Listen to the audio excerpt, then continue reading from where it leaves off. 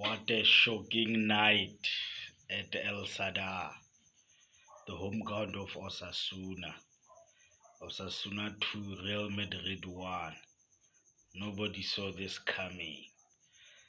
But Real Madrid came into this match as clear favorites, but Osasuna had other plans. From the first whistle, they showed intensity, aggression and belief. They pressed high, won second balls, and made life very uncomfortable for the Los Blancos. Real Madrid also had their moments in the game, quick transitions, dangerous runs, and flashes of brilliance, especially from their attacking players. But defensively, they showed gaps at the back in midfield, and Osasuna punished them. Credit has to go to Osasuna for their discipline. They stayed compact, took their chances, and defended with heart in the closing stages. I'm pretty sure that stadium was rocking. What a match. Congratulations to Osasuna.